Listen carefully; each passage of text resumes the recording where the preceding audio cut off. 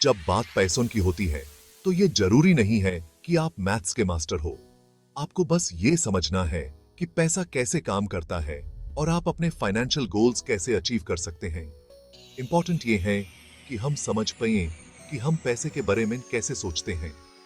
हमारे सोचने का तरीका हमारे फाइनेंशियल डिसीजंस को डायरेक्टली इंपैक्ट करता है। मॉर्गन हाउसल की book the psychology of money में इसी बात को समझाया गया है कि हम पैसे के बारे में कैसे सोचते हैं और ये बात हमारे डिसीजंस को कैसे इन्फ्लुएंस करती है। ये बुक हमें दिखाती है कि फाइनेंशियल सक्सेस सिर्फ नंबर्स का खेल नहीं है, बल्कि ये हमारे बिहेवियर और माइंडसेट का भी नतीजा है। आजकल हर कोई जल्दी अमीर बनाना चाहता है, लेकिन हाउसल हमें याद दिलाते हैं कि फाइनेंशियल सक्सेस कोई रेस नहीं है, ये तो मैराथन है। ये एक लंबी और सबूरी से भरी जर्नी है जिसमें पेशेंस और कंसिस्टेंसी की जरूरत होती है। वो कहते हैं कि अपने आप को समझना बहुत जरूरी है, तभी हम पैसे के बारे में सही डिसीजंस ले पाएंगे। अपने फाइनेंशियल हैबिट्स और बायसेस को पहचानना हमें बेहतर डिसीजंस लेने में मदद करता है। इस वीडियो में हम द साइकोलॉजी ऑफ मनी की इंपॉर्टेंट लर्निंग्स के बारे में बात करेंगे और ये भी समझेंगे कि हम पैसे के साथ अपना रिश्ता कैसे स्ट्रॉन्ग बना सकते हैं। हम देखेंगे कि कैसे हम अपने फाइनेंशियल गोल्स को अचीव करने के लिए अपने बिहेवियर को अलाइन कर सकते हैं। आगे बढ़ते हुए हम ये भी देखेंगे कि लक, रिस्क, पेशेंस जैसे फैक्टर्स हमारे फाइनेंशियल लाइफ को कैसे शेप देते हैं। ये फैक्टर्स हमारे कंट्रोल में नहीं होते, लेकिन इन्हें समझकर हम अपने डिसीजंस को बेहतर बना सकते हैं। इन प्रिंसिपल्स को समझकर हम बेहतर डिसीजंस ले सकते हैं और अपने फ्यूचर को सिक्योर बना सकते हैं। ये प्रिंसिपल्स हमें फाइनेंशियल स्टेबिलिटी और ग्रोथ की तरफ ले जाते हैं।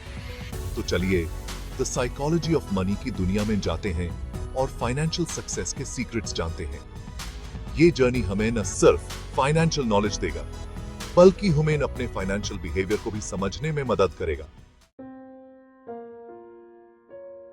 हमारा बिहेवियर हमारे फाइनेंशियल वेलबीइंग के लिए बहुत इंपॉर्टेंट होता है। सिर्फ स्मार्ट इन्वेस्टमेंट्स करना ही काफी नहीं है, बल्कि हेल्थी फाइनेंशियल हैबिट्स डेवलप करना भी जरूरी है। पैसे को मैनेज कैसे करें, कैसे सेव करें, कैसे खर्च करें और कैसे इन्वेस्ट करें, ये सब हमारे बिहेवियर को रिफ्लेक्ट करता है और इन एक्शंस का डायरेक्ट इंपैक्ट हमारे फाइनेंशियल आउटकम्स पर पड़ता है। द साइकोलॉजी ऑफ मनी से एक इंपॉर्टेंट सीख ये मिलती है कि हमारे इमोशंस हमारे फाइनेंशियल डिसीजंस को बहुत इन्फ्लुएंस कर सकते हैं। फॉर एग्जाम्पल, डर और लालच की वजह से हम जल्दबाजी में डिसीजंस ले सकते हैं जो हमारे लिए सही ना हो। जब हम अपने इमोशंस को कंट्रोल नहीं करते हैं, तो हमसे पैसे के मामले में मिस्टेक्स हो सकती हैं। ये समझना बहुत जरूरी है कि हमारा बिहेवियर कितना पावरफुल है और अपनी फाइनेंशियल लाइफ में डिसिप्लिन और कंसिस्टेंसी लाना बहुत इंपॉर्टेंट है। हेल्थी फाइनेंशियल हैबिट्स जैसे कि बजटिंग, रेगुलरली सेविंग और वाइजली इन्वेस्टिंग से हम लॉन्ग टर्म फाइनेंशियल सक्सेस की मजबूत नींव रख सकते हैं। याद रखिए, ये परफेक्ट होने की बात नहीं है, बल्कि प्रोग्रेस करने की बात है। लक और रिस्क फाइनेंशियल लाइफ का एक इंपॉर्टेंट पार्ट है। ये दोनों एलिमेंट्स हमारे फाइनेंशियल डिसीजंस और आउटकम्स को डीपली इन्फ्लुएंस करते हैं। अक्सर हम फाइनेंशियल सक्सेस का क्रेडिट सिर्फ अपनी मेहनत और स्किल को देते हैं, लेकिन हाउसल हमें याद दिलाते हैं कि लक भी बहुत इंपॉर्टेंट रोल प्ले करता है। लक का रोल कभी कभी इतना सिग्निफिकेंट होता है कि ये हमारे एफर्ट्स और स्ट्रेटजीज को भी ओवरशैडो कर सकता है। हमें ये एक्सेप्ट करना चाहिए कि कभी कभी सही टाइम पर सही जगह होने से भी हमारे फाइनेंशियल आउटकम्स पर बहुत फर्क पड़ सकता है। ये एक ऐसा फैक्टर है जो हमारे कंट्रोल में नहीं होता, लेकिन इसका इंपैक्ट हमारे फाइनेंशियल जर्नी पर जरूर होता है। इसी तरह रिस्क हर फाइनेंशियल डिसीजन का एक हिस्सा है। रिस्क को समझना और उसे इफेक्टिवली मैनेज करना एक सक्सेसफुल इन्वेस्टर की पहचान होती है। हर इन्वेस्टमेंट में कुछ न कुछ रिस्क तो होता ही है और लॉन्ग टर्म सक्सेस के लिए रिस्क को समझना और मैनेज करना बहुत जरूरी है। रिस्क को मैनेज करने के लिए हमें अपने गोल्स, टाइम होराइजन और रिस्क टॉलरेंस को ध्यान में रखना चाहिए। रिस्क को बैलेंस्ड पर्सपेक्टिव से देखना चाहिए, न तो बिल्कुल ही डरना चाहिए और न ही बिना सोचे समझे रिस्क लेना चाहिए। ये एक डेलिकेट बैलेंस है जो हमें सीखना पड़ता है। द साइकोलॉजी ऑफ मनी हमें इनकरेज करती है कि हम अपनी फाइनेंशियल लाइफ में लक और रिस्क के रोल को एक्सेप्ट करें। ये किताब हमें सिखाती है कि कैसे हम अपने फाइनेंशियल डिसीजंस को बेटर अंडरस्टैंड कर सकते हैं और उन्हें इंप्रूव कर सकते हैं। हमें इन्फॉर्म्ड डिसीजंस लेने चाहिए, ये समझते हुए कि हम सब कुछ कंट्रोल नहीं कर सकते, लेकिन अपॉर्चुनिटीज और चैलेंजेस पर कैसे रिएक्ट करना है ये हम डिसाइड कर सकते हैं। ये अंडरस्टैंडिंग हमें ज्यादा रिजिलियंट और अडेप्टेबल बनाती है। रिस्क के लिए बैलेंस्ड अप्रोच अपना कर और लक के रोल को एक्नॉलेज करके हम फाइनेंशियल लाइफ में आगे बढ़ सकते हैं।